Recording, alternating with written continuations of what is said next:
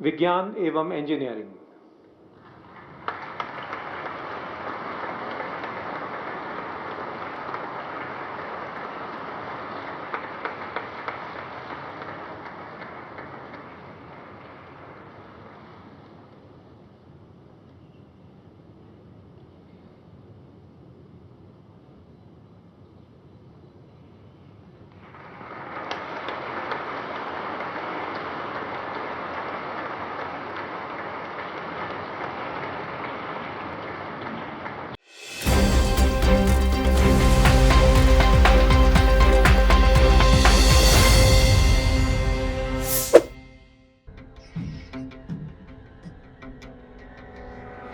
தமிழலை நேயர்களுக்கு வணக்கம்.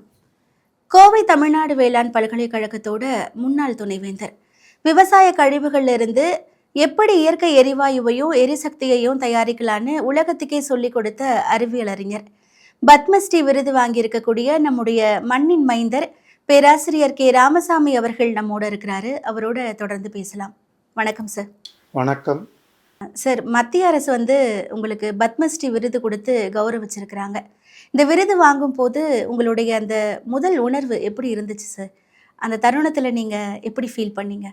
ஒரு கிராமப்புறத்தில் இருந்து இந்த அளவிற்கு இந்திய அரசினுடைய ஒரு நன்றி அறிவித்தல் என்று தான் பத்மா அவார்டுன்னு சொல்கிறத அரசு நன்றி அறிவிக்கின்ற ஒரு வாய்ப்பாகத்தான் கருதுகின்றார்கள்.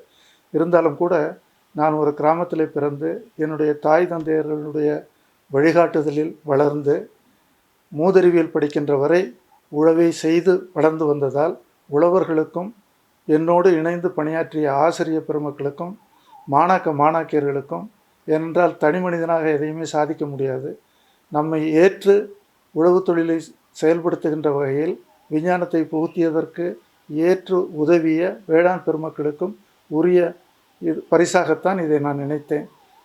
நீங்கள் சொன்னது போன்று மண்ணை எப்படி வளப்படுத்த முடியும், எப்படி நாம் உழவர்களுக்கு உதவியாக இருக்க முடியும், வளர்ந்து நிற்கக்கூடிய தினசரி வருகின்ற உயர்ந்து வருகின்ற ஆராய்ச்சியினுடைய முடிவுகளை களம் சேர்ப்பது தான் என்னுடைய முதல் கடமையாக இருந்தது.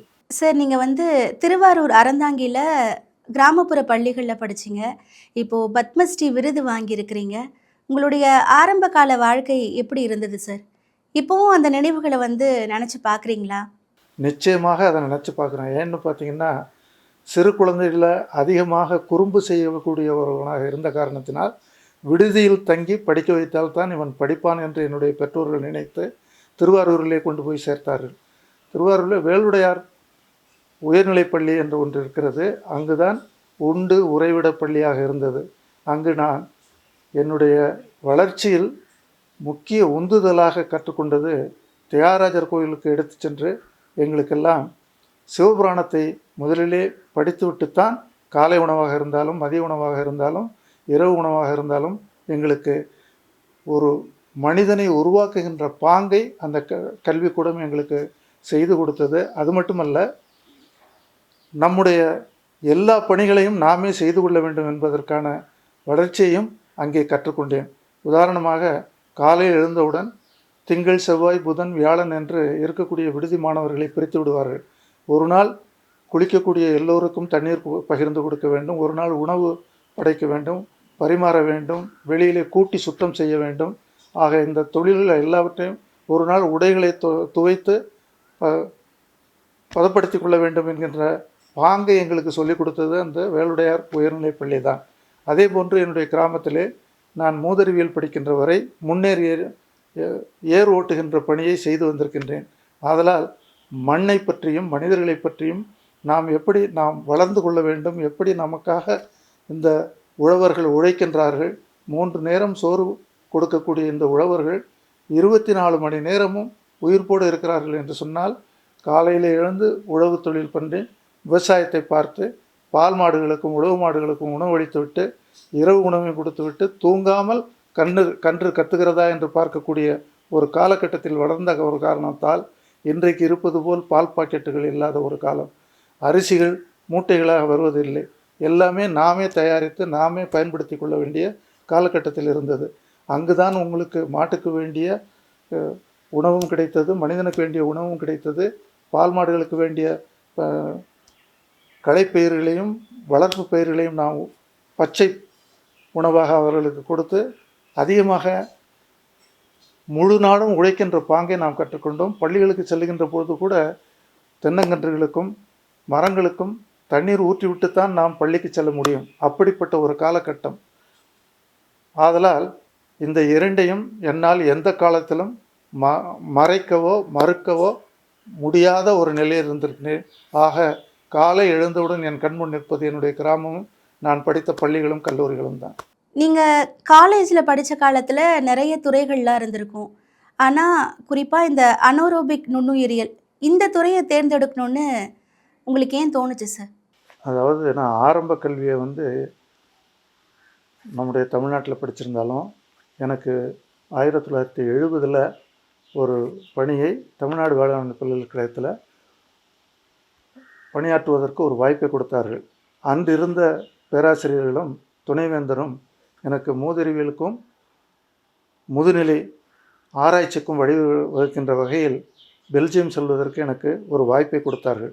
அந்த வாய்ப்பை பயன்படுத்தி கொண்டு நான் சென்ற பொழுது தாவரங்களை எப்படி கரைத்து அதிலிருந்து உணவு உற்பத்திக்கு தேவையான புரதங்களையும் கால்நடைகளுக்கு தேவையான உணவையும் பெற முடியும் என்கின்ற ஆராய்ச்சியை தொடர்ந்தேன். அங்கிருந்து மிச்சிகன் பல்கலைக்கழகத்திற்கு சென்ற பொழுது அங்கே கால்நடைகளின் இரைப்பையில் 4 பகுதிகள் இருக்கும். அந்த 4 பகுதிகளிலும் எப்படி அவை செயல்படுகின்றன, அதில் எப்படி அந்த செல்லுலோஸ் என்ற நம்ம பருத்தியில் நூல் இருக்குது பார்த்தீங்களா, அந்த மாதிரி இருக்கக்கூடிய அதை கரைப்பதற்கு எந்த வகையில் உயர்த்த முடியும் என்பதற்காக இந்த ஜீன் குளோனிங் பண்ணோம். அதில் பார்த்திங்கன்னாக்கா வைக்கோலாக இருந்தாலும் சரி, வேறு தீவன பயிர்களாக இருந்தாலும் சரி, அந்த செல்லுலோஸ் இழையை சூழ்ந்திருக்கக்கூடிய ஹெமிசெல்லுலோஸ் அதை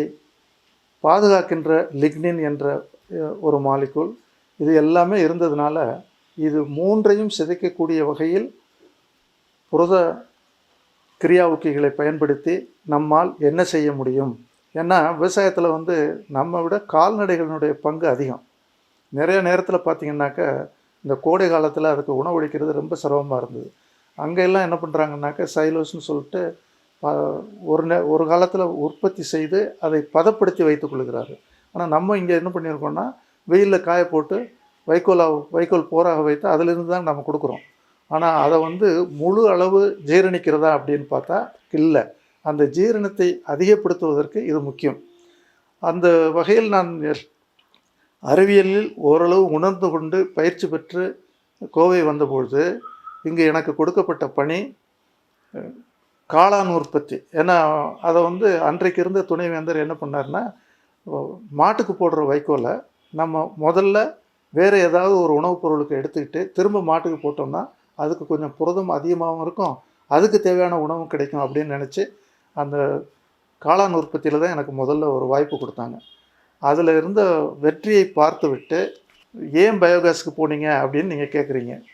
அதில் காரணம் என்னென்னு சொன்னாக்க, விவசாயிகளுக்கு வருமானம் கிடைக்கிறத விட அவங்களுக்கு வீட்டில் இருக்கக்கூடிய பெண்கள் ஒரு நாளைக்கு 6.5 கிலோமீட்டர் நடந்து போய் விறகு பொறுக்கிறதுலேருந்து வீட்டுக்குள்ளே வேலை செய்கிற வரலையும் நடக்கிறாங்க. அதை குறைக்கிறதுக்காக ஒரு முன்மாதிரியாக முன்னால் கேவிஐசின்னு சொல்லிட்டு காதி வில்லேஜ் இண்டஸ்ட்ரீஸ் போட்டுக்கிட்டு இருக்கக்கூடிய எரிவாயு கலன்களை உற்பத்தி செய்வதற்கும் அதை வேறு மாதிரியாக மாற்றி அமைத்து, சீனாவிலெல்லாம் பார்த்திங்கன்னா கிட்டத்தட்ட 100 வகையான கலன்கள் அவங்க பயன்படுத்துகிறாங்க. அதை எடுத்து நம்ம ஊருக்கு உகந்தது மாதிரி மாற்றி அமைத்து கொடுக்கணுங்கிறதுக்காக எங்களுக்கு ஒரு உந்து சக்தியாக இருந்தது டாக்டர் MS சுவாமிநாதன். உங்களுக்கெல்லாம் கேள்விப்பட்டிருப்பீங்க. அவர் ஒரு நாள் கோயம்புத்தூருக்கு வந்திருக்கிற போது நான் ஆராய்ச்சி கூடத்திலே இரவு 8 மணிக்கு தனியாக பணியாற்றி கொண்டு இருந்தேன். அவர் இருக்கிற இடத்துலேருந்து வாக்கு போகிறதுக்காக வெளியில் சுற்றிட்டு வரும்போது விளக்கெரியுதுன்னு சொல்லிட்டு மேலே எனக்கு முதுகுக்கு பின்னால் கையை பிடிச்சி என்ன செய்கிறேன்னு கேட்டார். அப்போ நான் இந்த மாதிரி ஒரு முயற்சி பண்ணுறோம் அப்படின்னு ஒன்று, இது நாட்டுக்கு தேவையான ஒரு முயற்சி, எனக்கு ஒரு 2 பக்கத்தில் ஒரு குறிப்பு எழுத கொடு அப்படின்னு சொல்லிட்டு சொன்னார். நான் உண்மையிலே உட்காந்து எழுதிட்டேன். ஆனால் துணைவேந்தரனுடைய அனுமதி இல்லாமல் அவரை பார்க்க முடியாதுங்கிறதுக்காக நான் போய் வெளியில் காத்துட்டு இருந்தபோது துணைவேந்தர் உள்ளேருந்து வெளியில் வந்துட்டியா அவர் கேட்டுக்கிட்டே இருக்காரு அப்படின்னு சொல்லிட்டு கூட்டிகிட்டு போய் அவர் சொன்னார். அப்புறம் கொடுத்த உடனே எப்போ கூப்பிட்டாலும் டெல்லிக்கு இதை நீ விரிவாக சொல்லணும், அதனால் வேணுங்கிற அளவு ஒரு 10 பக்கத்துக்கு தயார்படுத்திக்கிட்டு அப்போல்லாம் ஓஹெச்பின்னு சொல்லிட்டு ஓவர் ஹெட் ப்ரொஜெக்டர் தான் இருக்கும், அந்த ஷீட்டில் எழுதிட்டு வந்துடு அப்படின்னு சொல்லிட்டு போனார். நான் அறியாமலே 3 நாளில் திருப்பி கூப்பிட்டார். உங்களுக்கு தெரியும், அந்த இளம் வயதில் அவ்வளவு பெரிய ஆராய்ச்சியாளர், நெறியாளர், அவர் அப்போ திட்டக்குழுவில் இருந்தார். அவர் கூப்பிட்ட உடனே துணைவேந்தர் கூப்பிட்டு, அடுத்த நாளே நீங்கள் போகணும், ஆனால் நீ ரொம்ப சின்ன பையனாக இருக்க, உன் கூட சிவனப்பன்கிற ஒரு முதன்மையரையும் சேர்த்து கூட்டிகிட்டு போ அப்படின்னு சொல்லிட்டு சொன்னார். நாங்கள் போயிட்டு வந்தோம். 10 நாளில் எங்களுக்கு 84 லட்சத்துக்கு ஒரு ஆராய்ச்சி திட்டத்தை அனுமதித்தார். அது எங்கள் எல்லாருக்குமே பெரிய பெருமை என்னன்னு சொன்னாக்க, நான் ஒரு உதவி பேராசிரியர், எனக்கு மேலே 6 இணை பேராசிரியர்கள், 3 பேராசிரியர்கள், ஒரு ஆராய்ச்சி நடத்துனர், இவங்க எல்லாருக்கும் சம்பளம் கொடுத்து 4 ஜீப்பு கொடுத்து இந்த பயோகேஸை பாப்புலரைஸ் பண்ணுங்கன்னு சொன்னாங்க. அந்த முகையில் தான் என்னுடைய இந்த எரிவாயு கலன்கள், எரிவாயு உற்பத்தியில் இருக்கக்கூடிய நுண்ணுயிரினுடைய பங்கை ஆராய்ந்து கிட்டத்தட்ட 22 ஆராய்ச்சியாளர்கள் சேர்ந்து செய்த முயற்சியின் பலனாக ஈரோடு மாவட்டத்திற்கு 3 முறை எரிகலன்களுக்காக தேசிய விருது கிடைத்தது. அன்று இருந்த ஆட்சியர் எங்களுக்கு வெகுவும் உதவியாக இருந்தார். அந்த வெற்றியை எடுத்து தமிழகம் பூராவும் தென்னிந்தியா பூராவும் பரவுகின்ற காலத்தில் தான் எனக்கு சில வாய்ப்புகள் கிடைத்தன. கேரளா, மகாராஷ்டிரா, கர்நாடகாவில் இந்த கலன்களை வைத்து எரிவாயு உற்பத்தியும் உயிர்வாயு உற்பத்திகளுக்கு என்ன திட்டமிடல் வேண்டும் என்பது போன்ற வாய்ப்புகள் கிடைத்தது. எந்த ஒரு உதவி பேராசிரியருக்கும் இணை பேராசிரியருக்கும் இத்தகைய ஒரு வசதியும் வாய்ப்பும் கிடைப்பது, வாய்ப்பை பயன்படுத்துகின்ற வகையில் தான் நான் அதில் உழைத்தேனே ஒழிய நானாக அதை தேர்ந்தெடுத்து உழைக்கவில்லை. சார், நீங்கள் அமெரிக்காவில் இருக்கிற மெக்சிகன் பல்கலைக்கழகத்தில் ஜீன் குளோனிங் பற்றி ஆராய்ச்சி பண்ணியிருக்கிறீங்க. இன்றைக்கி உலக அளவில் பேசப்படுற மரபணு மாற்றப்பட்ட பயிர்கள் பற்றி உங்களோட கருத்து என்ன சார்? பயிற்சி பெற்றது உண்மை, ஆனால் மரபணு மாற்றத்துக்கு நானே ஒரு இயக்குனராக பணியாற்றி இருக்கின்றேன். சிபிஎம்பின்னு சொல்லுவாங்க, centre for plant molecular biology, Tamil Nadu வேளாண் பல்கலைக்கழகத்தில். இந்த மரபணு மாற்ற பயிர்களில் மரபணு மாற்றம் என்பது தேவையான ஒன்று. அதாவது ஒரு பயிரிலோ ஒரு செடியிலோ ஒரு கொடியிலோ இருக்கக்கூடிய செயல்திறனை அதிகரிப்பதற்கும் வேறு ஒரு செயல்திறனை அதன் உள் புகுத்துவதற்கும் இது நல்ல ஒரு முயற்சி. ஆனால் பயிர்கள் தவிர்த்து விலங்கினங்கள் அல்லது வேற்று ஒரு இனவழிச்சரடை இந்த ஒரு நுண்ணுயிரிலோ அல்லது பயிரிலோ புகுத்துவதன் மூலம் என்ன இயக்க செயல்பாடுகள் இருக்கும் என்பதை தெரிந்து கொள்ளாமல் உடனடியாக அதை கொண்டு போய் சேர்ப்பது பின்விளைவுகளை மாற்றி அமைத்து தரும் என்கின்ற ஒரே காரணத்தினால் மரபணு மாற்றத்தில் உள்ள நல்லதை ஏற்று வேண்டாததை தவிர்ப்பது தான் நல்லது என்று கருதுகின்றேன். வைக்கோல், குப்பைகள், இந்த மாதிரி இயற்கை கழிவுகள் மூலமாக எப்படி இயற்கை எரிவாயுவையும் எரிசக்தியையும் தயாரிக்கலான்னு நீங்கள் பெரிய ஆராய்ச்சியெல்லாம் பண்ணியிருக்கிறீங்க. இதை சாமானிய மக்களுக்கும் புரிகிற மாதிரி எளிமையாக சொல்ல முடியுமா சார்? நிச்சயமாக சொல்லலாங்க. அதாவது சமைக்கிறதுக்கு உங்களுக்கு என்னென்ன தேவை, உணவுக்கு தேவையான உங்களுக்கு அரிசி, பருப்பு, காய்கறிகள் எல்லாம் தேவையாக இருந்தாலும் கூட அதை சூடுபடுத்தி ஒன்றுபடுத்தி சாம்பாராகவோ ரசமாகவோ கொடுத்தால்தான் நாம் சாப்பிட முடியும். அதனால் அதை எரிபொருள்னு பார்த்திங்கனாக்க விறகு ஒன்று மரத்தை வெட்டி பயன்படுத்தணும், அப்படி இல்லைனாக்கா வெளியிலேருந்து வாங்கிட்டு நம்ம பயன்படுத்தணும். கிராமத்தை பொறுத்தவரையிலையும் எல்லாமே தன் சுழற்சி, இன்றைக்கு சொல்கிறாங்க கார்பன் சைக்கிள்னு சொல்கிறாங்க. அதை அன்றைக்கு நாம் கிராமத்தில் நல்லாவே இது பண்ணிகிட்டு இருந்தோம். அதாவது கொஞ்சம் இலைத்தலைகளாக இருந்தாலும் சரி, பயிராக இருந்தாலும் சரி, அதை குப்பையிலே போட்டு மக்க வைத்து நிலத்திற்கு பயன்படுத்தினோம். செடி கொடிகள் மரங்கள்னு வந்ததுனாக்க அதை சுத்தம் பண்ணி நம்ம விறகாத்தான் எரித்து பயன்படுத்தணும்.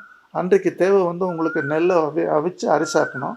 அதே மாதிரி உணவு பதப்படுத்துவதற்கும் உணவு உற்பத்தி செய்ததை சாப்பாடாக மாற்றுவதற்கு உங்களுக்கு எரிபொருள் தேவை. இது ரெண்டும் வந்து பழைய காலத்தில் பார்த்திங்கன்னாக்க எல்லா விவசாயிகள் வீட்லேயும் பால் மாடு இருக்கும், உழுவதற்கும் வண்டி எடுப்பதற்கும் கால்நடைகள் இருக்கும். அதெல்லாம் போடுற எச்சத்தை பயன்படுத்தி நாம் வந்து எரிபொருளை நம்மால் உற்பத்தி செய்து பயன்படுத்த முடியும். அதில் முக்கியம் பார்த்திங்கனாக்க 3 முக்கிய பயன்பாடுகள் இருக்கின்றன. பெண்கள் வெளியே சென்று விறகு சேர்ப்பதற்கும், வீட்டுக்குள்ளே புகையில் இருந்து அந்த பைரின்னு சொல்லக்கூடிய சாதாரண பார்த்திங்கன்னா ஊதுகுழல் ஊற்றி ஊதி அந்த இது வந்து கண்ணீர் வரும் அவங்களுக்கு. அந்த கண்ணீரை துடைப்பதற்கும் வேலை நேரத்தை குறைப்பதற்கு அந்த நேரத்தில் பார்த்திங்கனாக்க நான் உங்களுக்கு முதல்ல சொன்ன மாதிரி ஈரோடு மாவட்டத்தில் அந்த எரிவாயு வந்து நம்ம சாப்பிடக்கூடிய டேபிளுக்கு கீழே வந்து வரும். அந்த அளவுக்கு அவங்க வந்து விவசாயிகளே வந்து தன்னுடைய மூளையை பயன்படுத்தி வெகு விரைவில் கிடைக்கக்கூடியவற்றை எல்லாம் சேர்த்து பயன்படுத்தியதுனால 1 மணி நேரத்தில் அவங்க சமைக்க முடியும். இல்லைன்னா அவங்களுக்கு வந்து 3லேருந்து 4 மணி நேரம் சமையலுக்காக செலவிட வேண்டியது இருந்தது. அதை வந்து மாற்றி அமைச்சு 1 மணி நேரம் பண்ணிவிட்டு தையல் மிஷினோ அல்லது வேறு வேலையோ செய்வதற்கு மறு வேலை கிடைப்பதற்கான ஒரு வாய்ப்பை உருவாக்கியதனால் எங்களுக்கு ஒரு பெரிய திருப்தி. அண்ணாமலை பல்கலைக்கழகத்தில் படிச்சுட்டு அதுக்கப்புறமா பெல்ஜியம், அமெரிக்கான்னு வெளிநாடுகளுக்கெல்லாம் போயிட்டு பெரிய பெரிய ஆராய்ச்சிகள்லாம் பண்ணியிருக்கிறீங்க. அங்கே வந்து நீங்கள் கற்றுக்கிட்ட நவீன தொழில்நுட்பங்கள் நம்ம ஊர் விவசாயிகளுக்கு எப்படி பயன்படுது சார்? அதாவது வந்துங்க, நம்ம பாலை தயிராக்கி மோராக்கும் போது கடைஞ்சி வெண்ணெயை எடுத்துகிட்டு தான் பண்ணுறோம். அது மாதிரி எங்கு பயிற்சிக்கு சென்றாலும் எந்த ஒரு நல்ல மாதிரியை எடுத்து நம்ம விவசாயிகளுக்கு கொண்டு போய் சேர்க்க முடியும் அப்படிங்கிறது தான். இப்போ நீங்கள் கேட்டது மாதிரி பார்த்தீங்கன்னாக்க அனரோபிக் மைக்ரோபயாலஜின்னு சொல்லுவாங்க, காற்றில்லா நொதித்தல்னு சொல்கிறது. அதாவது பிராணவாயு நாம் எல்லாருமே பயன்படுத்தி கரியமில வாயுவை வெளியில் விடுறோம். இந்த நுண்ணுயிர்கள் என்ன செய்யணும்னா இந்த கரியமில வாயுவை எரிவாயுவாக மாற்றக்கூடிய திறன் உள்ளது. நமக்கு வந்து எல்லா மனிதர்களுக்கும் சரி உயிரினங்களுக்கும் வந்து 2 முக்கியம் வந்து, ஒன்று ஃபோட்டோசிந்தசிஸ் என்று சொல்லுகின்ற ஒளிச்சேர்க்கை. சூரிய ஒளியை பயன்படுத்தி செடிகளும் கொடிகளும் நமக்கு வந்து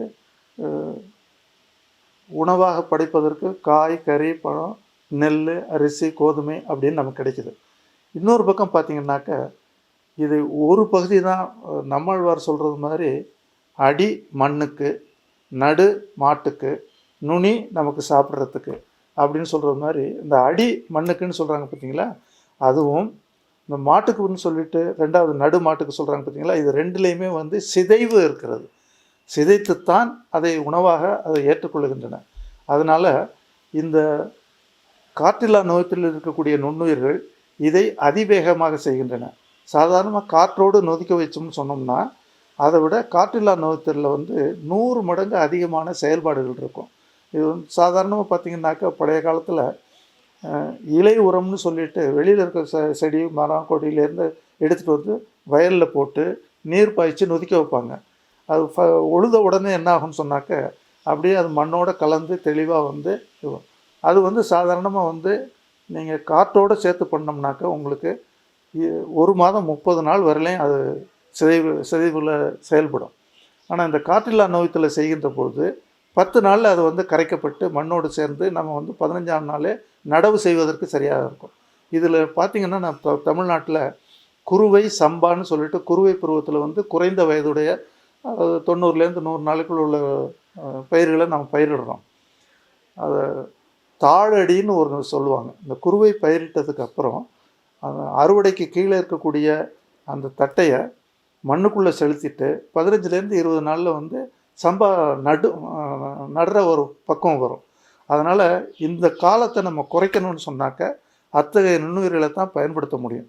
அந்த வெற்றியை வந்து பாண்டிச்சேரி மாநிலத்தில் விவசாயிகளுக்கு உதவி செஞ்சு கிட்டத்தட்ட 8 வருஷம் அதை பயன்படுத்தி நல்ல உணவு உற்பத்தி அதிகமாக்குனாங்க.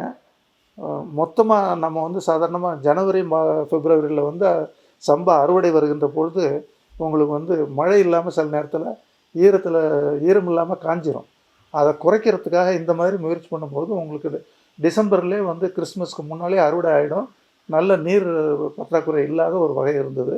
அதை வந்து தமிழ்நாட்டிலையும் பண்ணோம். அதுக்கப்புறம் இப்போ என்ன பார்த்தாங்கன்னா அதை இன்னும் கொஞ்சம் நுண்ணுயிர்களை சேர்த்து குப்பையை எளிதாக மக்க வைப்பதற்கும் தழைகளையும் இலைகளையும் மக்க வைப்பதற்கும் தாளடி மக்க வைப்பதற்கும் சேர்ந்த வகையில் ஒரே நுண்ணுயிர் கலவையாக இப்போ கொடுத்து கொண்டு இருக்கின்றார்கள். அதுவும் பயனுள்ளதாகத்தான் இருக்கிறது.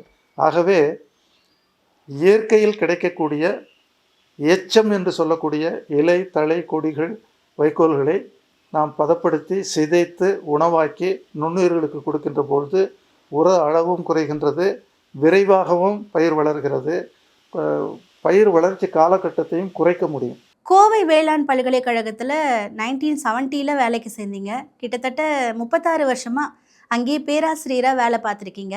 அதுக்கப்புறமா அதே பல்கலைக்கழகத்துக்கே நீங்கள் துணைவேந்தராகவும் உயர்ந்திருக்கிறீங்க. இந்த 40 வருஷத்துக்கும் மேலான பயணத்தில் உங்கள் மனசுக்கு ரொம்ப நெருக்கமான மறக்க முடியாத ஏதாவது சம்பவம் இருக்கா சார்? அதை சொல்கிறீங்களா? நான் 3 சம்பவத்தை சொல்கிறேன் உங்களுக்கு. நீங்கள் ஒன்று கேட்குறீங்க. ஏன்னா ஒரு மனித வாழ்க்கையில் நிகழ்வுகளும் அந்த நமக்கு கிடைக்கக்கூடிய வாய்ப்புகளும் தான் நம்மளை உருவாக்குது. அந்த ஒரு வகையில் என்னுடைய கிராமத்தில் எங்கள் வீட்டில் வந்து என்னுடைய அண்ணனும் அக்காலும் படித்து கொண்டிருந்த காரணத்தினால் 3வது ஒரு நபரை படிக்க வைக்க முடியாது என்கின்ற ஒரு நிலை இருந்தபோது ஒரு வருடம் எனக்கு ஒரு பிரேக் கிடைச்சிது. அந்த வருஷத்தில் சும்மா இருக்க வேண்டாம் அப்படிங்கிறதுக்காக அது என்னுடைய தந்தையை பொறுத்தவரை விவசாயம் பார்க்குறதுக்கு ஒரு ஆள் கிடச்சிட்டான் அப்படின்னு தான் நினச்சாங்களே ஒழிய, அந்த நேரத்தில் என்னுடைய தாயும் உறவினர்களும் சேர்ந்து எனக்கு ஒரு உதவி செய்து வண்டி மாடும் வண்டியும் கிடைப்பதற்கு வாய்ப்பு கொடுத்தார்கள். அதை பயன்படுத்தி அந்த ஒரு வருஷத்தில் நான் 25,000, அந்த காலத்திலேயே 25,000 நிதியை நான் சேர்த்து கொண்டு அடுத்த வருஷமே நான் பிவிசி படிக்கிறதுக்கு இந்த நிதியை வைத்து வளர்வதற்கு வாய்ப்பு கிடைத்தது. அன்றிலிருந்து இன்று வரை வரிப்பணத்தில் வாழ்க்கை நடத்துகின்ற ஒரே ஒரு அலுவலர் நானாகத்தான் இருக்க முடியும். ஏனென்று சொன்னால் எனக்கு உதவியாக ஃபெலோஷிப் கிடைச்சது. அன்னையிலேருந்து நான் பிஹெச்டி முடிக்கிற வரலையும் சரி, வெளிநாடுகள் சென்று வருவதற்கும் சரி, எனக்கு கிடைத்த வாய்ப்புகள் எல்லாமே வந்து ஃபெலோஷிப்பில் தான் கிடைச்சது. ஃபெலோஷிப்னால் என்ன? பொதுமக்கள் கொடுக்கின்ற வரிப்பணத்திலிருந்து எனக்கு கிடைக்கின்ற வாய்ப்பு தான். அதுக்கப்புறம் நான் ஒரு அலுவலராகவும் நான் பணியாற்றியிருக்கிறேன். இதையெல்லாம் நினைக்கின்ற பொழுது அடுத்து வந்து பார்த்திங்கனாக்க, நீங்களே கேட்டீங்க, ஒரு அடித்தளத்தில் வந்து ஜாயின் பண்ணிவிட்டு உங்களுக்கு எப்படி இந்த இத்தகைய வாய்ப்புகள் கிடைத்தனன்ட்டு. அன்றைக்கு இருந்த துணைவேந்தர் நான் ஒழுங்காக அந்த காளான் வளர்ப்பில் ஈடுபாட்டோடு செய்த முயற்சியை பார்த்துவிட்டு வெளிநாடு செல்வதற்கு எனக்கு ஒரு வாய்ப்பை ஏற்படுத்தி கொடுத்தார்கள். அதற்கு நன்றியுடையவனாகவும் இருப்பேன். அந்த வாய்ப்பை பயன்படுத்தி தான் பெல்ஜியம், யுனைடெட் ஸ்டேட்ஸ் ஆஃப் அமெரிக்காவில் மிச்சிகன் ஸ்டேட் யூனிவர்சிட்டி இதுக்கெல்லாம் போனேன். அதனால் அங்கே போன பிறகு எனக்கு பார்த்திங்கன்னா, பெல்ஜியத்தில் நான் படிக்கிற போது எனக்கு ஆராய்ச்சி நெறியாளராக இருந்த பேராசிரியர் படித்து முடித்த உடனே அந்த ஆராய்ச்சியை ஆய்வு செய்வதற்காக 4 பேராசிரியர்கள் ஐரோப்பா கண்டத்திலிருந்து வரவழைக்கப்பட்டிருந்தார்கள். அவங்க கேள்வியெல்லாம் கேட்டுட்டு எனக்கு அங்கேயே நீங்கள் வேலை செய்கிறதுக்கு எனக்கு ஒரு வாய்ப்பு கொடுத்தார்கள். என்னுடைய மனைவி வந்து ஒரு மருத்துவராக இருந்த காரணத்தினால் 2 பேரும் படித்தவங்களாக இருக்கீங்க, நீங்கள் இங்கே இருந்து வேலை பாருங்கள், உங்களுக்கு நாங்கள் வாய்ப்பு தரோம் அப்படின்னு சொன்னாங்க. அன்றைக்கு வந்து என்னுடைய பேராசிரியர் பேசிகிட்டு இருக்கிற போதே அவர் சொன்னார், நீயாக இருக்க கற்றுக்கொள். நீ ஒரு சாதாரண பிச்சைக்காரனாக இருந்தாலும் உனக்கு தெரிந்தவர்கள் பார்த்து தெரிந்து கொள்வார்கள். நீ ஒரு பெரிய பணக்கார பதவியில் இருந்தாலும் உன்னை தெரிந்தவர்கள் அடையாளம் கண்டு கொள்வார்கள். ஆகவே நீ எங்கிருந்தாலும் நீயாக இருக்க கற்றுக்கொள் அப்படின்னு சொன்னார். அந்த வாய்ப்பை பயன்படுத்தி திரும்ப வந்து நம்ம மண்ணுக்கு பயனுள்ள வகையில் ஆராய்ச்சிகளையும் உழவர்களுக்கு பயனுள்ள வகையில் ஆராய்ச்சி திட்டங்களையும் பயன்படுத்தி செயல்பட வேண்டும் என்று வந்தேன். வந்தவுடன் எனக்கு கிடைத்த வாய்ப்பு மிகப்பெரிய வாய்ப்பு. சாதாரணமாக பார்த்திங்கன்னா 960 தோல் பதனிடும் தொழில்கள் வந்து வேலூர் மாவட்டத்திலையும் திண்டுக்கல் மாவட்டத்திலையும் இருந்ததை உச்ச நீதிமன்றம் அந்த தொழிலை முடக்குவதற்கு எல்லா தொழிலகங்களையும் மூட வேண்டும் என்று ஒரு அறிக்கையை கொடுத்தது. அதை காப்பாற்ற வேண்டும் என்பதற்காக தமிழக அரசு என்ன முயற்சி செய்ய வேண்டும் என்று கேட்டபொழுது தமிழ்நாடு வேளாண்மை பல்கலைக்கழகத்தில் இருந்த ஆராய்ச்சியாளர்கள் ஒன்று கூடி ஒரு வாய்ப்பை இவனுக்கு கொடுக்கலாம் என்று கொடுத்தார்கள். அதை ஆஸ்திரேலிய அறிஞர்களுடைய உதவியோடு சிஎல்ஆர்ஐயில் அப்போ என்னுடைய பேரிலேயே ராமசாமின்னு ஒருத்தர் இருந்தார், அவருடைய உதவியோடும் அந்த வேலூரில் போய் 4 வருஷம் உழைச்சி அந்த கழிவு நீரை சுத்தப்படுத்தி மரங்கள் வளர்க்கலாம், மலர்கள் வளர்க்கலாம், உணவு பயிர்கள் தவிர வேறு எதுக்கு வேணாலும் பயன்படுத்தலாம்னு அந்த முயற்சி பண்ணி திரும்ப அந்த தொழிலகங்கள் செயல்படுவதற்கு உதவியது என்னுடைய மனநிறைவான ஒன்று. சரி, இப்போ வந்து தமிழ்நாடு மட்டும் இல்லாமல் கேரளா, கோவான்னு பல மாநிலங்களில் பயோ எனர்ஜி விவசாய படிப்புகளுக்கான பாடத்திட்டங்களை நீங்கள் தான் உருவாக்கி கொடுத்துருக்கீங்க. ஒரு துணைவேந்தராக சாதிச்சதை விட ஒரு பேராசிரியராக மாணவர்களை உருவாக்குறதுல உங்களுக்கு கிடைச்ச திருப்தி எப்படி இருக்குது சார்? அது வந்து ஏன்னா அவங்க இல்லைனாக்கா இந்த ஆராய்ச்சி திட்டங்களுடைய வெற்றியும் கிடையாது, நான் வளர்ந்திருக்கவும் முடியாது. எனக்கு கிடைத்த மாணவர்கள் வந்து இன்றும் என்னோடு இருக்கின்றார்கள். 32 முதன்மை ஆராய்ச்சியாளர்கள் இருந்திருக்கிறார்கள். என்னுடைய ஆராய்ச்சி பணிக்காக வாங்கிய இயந்திரங்கள் அதிகமாக இருந்த காரணத்தினால் தொடர்புடைய இப்போ பாரதியார் பல்கலைக்கழகம் பக்கத்தில் இருக்குது, இந்த பக்கம் பார்த்திங்கன்னா பிஹெச்டி ஆர்ட்ஸு, பிஹெச்டி டெக்கு இதெல்லாம் இருக்குது, அப்புறம் அவினாசிலிங்க பல்கலைக்கழகம் இருக்குது. இதில் இருக்கக்கூடிய மாணவர்கள் எல்லாருமே மூதறிவியல் மாணவர்கள் வந்து ஆராய்ச்சியில் வந்து கொஞ்சம் அதிகமான உதவி கிடைக்க வேண்டும் என்பதற்காக என்னுடைய ஆராய்ச்சி கூடத்திலே வந்து செயல்பட்டு இருக்கின்றார்கள். அவர்களும் ஆராய்ச்சி கட்டுரைகள் எழுதுவதற்கு பயனுள்ளவர்களாக இருந்திருக்கின்றார்கள். என்னுடைய ஆராய்ச்சி பணியை உயர்த்தி பிடிப்பதற்கும் அவர்கள் உதவியாக இருந்திருக்கின்றார்கள். ஏன்னா அவர்களுடைய கண்டுபிடிப்புகள் தான் எனக்கு ஒவ்வொரு படிப்படியாக மேலே வருவதற்கு வாய்ப்பு கொடுத்தது. ஆகவே மாணாக்கர்களுக்கு நான் மிகவும் கடப்பாடு உடையவர். அதே மாதிரி நீங்கள் கேட்குறதுல வந்து பார்த்திங்கன்னா, எப்படி உங்களால் பேராசிரியராக இருந்துட்டு இந்த அளவுக்கு முடிஞ்சதுன்னு சொன்னாக்க, ஒரு துணைவேந்தராகவோ அல்லது ஆராய்ச்சி நெறியாளராகவோ ஆகிட்டோம்னாக்க அலுவலகம் உங்களை கட்டி போட்டு விடும். பேராசிரியர்களுக்கு அந்த கட்டுப்பாடுகள் கிடையாது. நீங்கள் வகுப்படுகின்றீர்கள், சனி ஞாயிறு உங்களுக்கு வந்து கிடைக்கிறது, நீங்களே உங்கள் நலனை வகுத்து கொண்டால் வெள்ளிக்கிழமை உங்களுக்கு விடுமுறையாக வைத்து கொள்ளலாம். ஆகவே இந்த 3 நாட்களை பயன்படுத்தி வெளி மாநிலங்களுக்கும் வெளியே இருக்கக்கூடிய பல்கலைக்கழகங்களுக்கும் சென்று வந்ததால் தமிழகத்தில் இருக்கக்கூடிய கிட்டத்தட்ட 12 பல்கலைக்கழகங்களுக்கு ஆட்சிக்குழுவிலும் இருந்திருக்கின்றேன், ஆராய்ச்சி குழுவிலும் இருந்திருக்கின்றேன். ஆதலால் இவை எல்லாமே என்னுடைய ஆராய்ச்சி பணியை செதுக்கிக் கொள்வதற்கும் வளர்ச்சிக்கும் உதவி இருக்கிறது. அதை அதாவது இட்ட பணியை செவ்வனே செய்ததால் தான் இந்த அளவிற்கு வந்திருக்கின்றேன். நானாக தேடி எதற்கும் போகவில்லை. நீங்கள் அதில் பார்த்தீங்கன்னா தமிழ்நாடு வேளாண்மை பல்கலைக்கழகத்தில் 12 துறைகளில் நான் செயலாற்றியிருக்கிறேன். அதே மாதிரி பார்த்திங்கன்னா இப்போ ஒரு காலகட்டத்தில் என்னை வந்து வம்பனில் வந்து ஆராய்ச்சிக்காக மாற்றி கொடுத்தாங்க. அங்கே வந்து பார்த்திங்கனாக்க 28 ஆராய்ச்சியாளர்களை வைத்து கிட்டத்தட்ட 11 பயிர்கள் வந்து புது ரகங்களை உருவாக்கி கொடுப்பதற்கும் அந்த ஆராய்ச்சி கூடத்தை வளர்த்தெடுப்பதற்கும் உதவி இருக்கின்றோம். எல்லோருமாக சேர்ந்து இருக்க. இன்னொன்று என்னவென்று சொன்னால், நான் ஆசிரியர்களோடு இணைந்து பணியாற்றக்கூடிய ஒரு முக்கியமான ஒரு வாய்ப்பும் எனக்கு கிடைத்தது. 11 ஆண்டுகள் நான் தமிழ்நாடு வேளாண்மை பல்கலைக்கழகத்தினுடைய ஆசிரியர் சங்கத்திலே பொறுப்பில் இருந்திருக்கின்றேன். ஆகவே ஆசிரியர்களுடைய கஷ்டம் தெரியும், மாணாக்கர்களுடைய கஷ்டமும் தெரியும். இதை எப்படி கொண்டு போய் சேர்த்தால் வெற்றி அடையலாம் என்பதை கற்றுக்கொண்டதே அங்கே தான். அதே யுக்தியை இன்று வரை நான் கடைப்பிடித்து வருகின்றேன். ஒரு குழப்பமோ அல்லது ஒரு தேர்ச்சியோ தேவை என்று சொன்னால் அதற்கு பல தீர்வுகள் இருக்கும். அந்த பல தீர்வுகளை 1, 2, 3ன்னு நம்ம வந்து மேலே இருக்கக்கூடிய அலுவலர்களுக்கு எடுத்து சென்று சொல்லுகின்ற பொழுது அவர்கள் ஏதாவது ஒன்றை டிக் பண்ணிடுவாங்க. அதனால் நமக்கு தீர்வு கிடைக்கும். நாம் அவங்களோட சண்டை போடுறதுனால நம்ம வெற்றி அடைய முடியாது. நம்ம கேட்குற கேள்வியோடு சேர்த்து அதுக்கு தீர்வையும் நாமே கையில் எடுத்துகிட்டு போனோம்னா அலுவலர்கள் நமக்கு எளிதாக செய்து கொடுத்து விடுகிறார். சரி, இன்றைக்கி இருக்கக்கூடிய பருவநிலை மாற்றம், தண்ணீர் பற்றாக்குறைக்கு நடுவில் நம்ம ஊர் விவசாயிகள் படுற கஷ்டங்களை வந்து நீங்கள் எப்படி பார்க்குறீங்க சார்? அவங்களுக்கு இப்போது உடனடியாக தேவைப்படுற தொழில்நுட்ப உதவினா அது என்ன?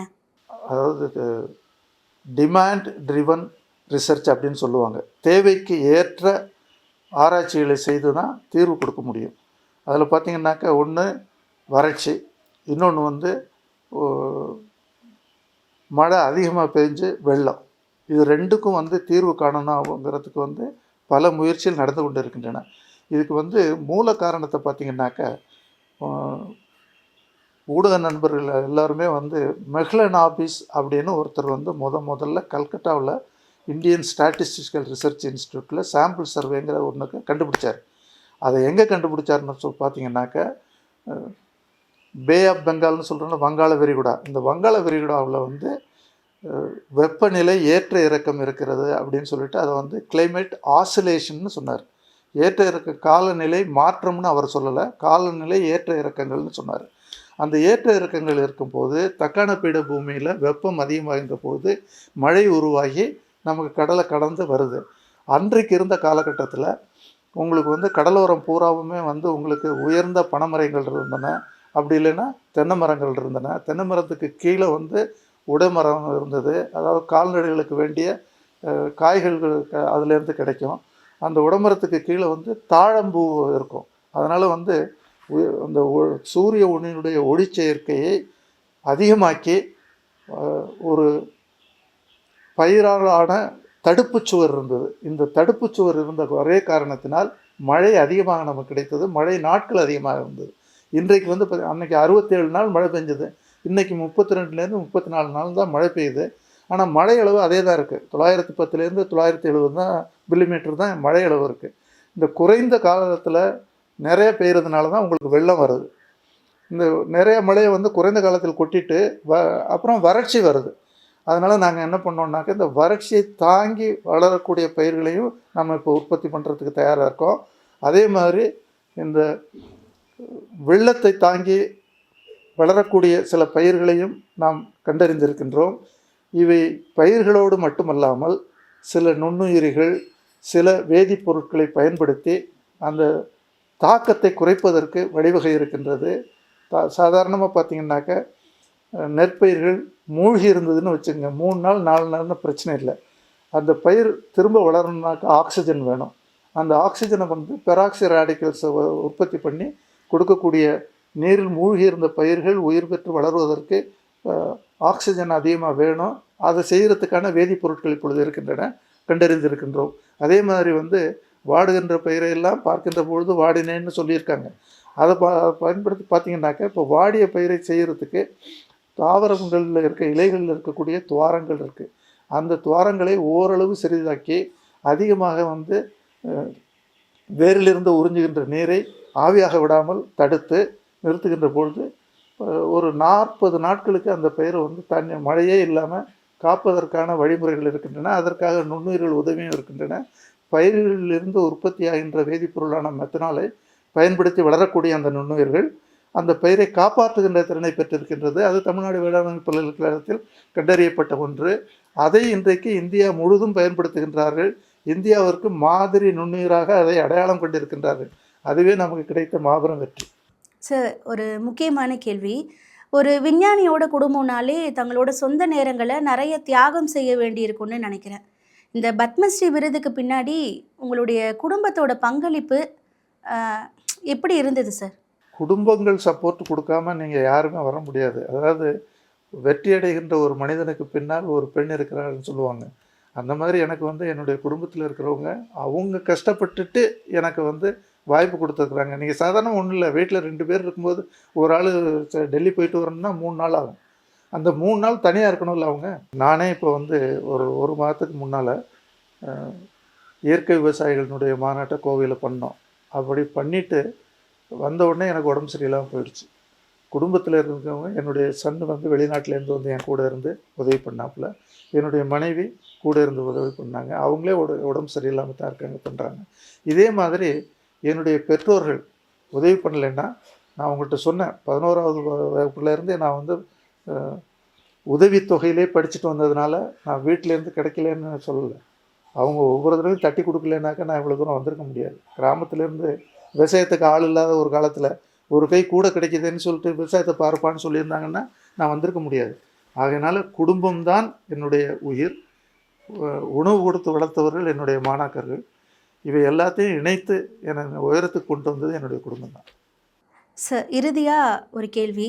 இப்போ இருக்கக்கூடிய கம்ப்யூட்டர் ஐடி காலத்தில் ஒரு விவசாயமாக இருக்கட்டும், உயிரியல் சார்ந்த அறிவியல் படிப்புகளை படிக்கக்கூடிய இளைஞர்களுக்கு நீங்கள் சொல்லக்கூடிய அறிவுரை என்ன சார்?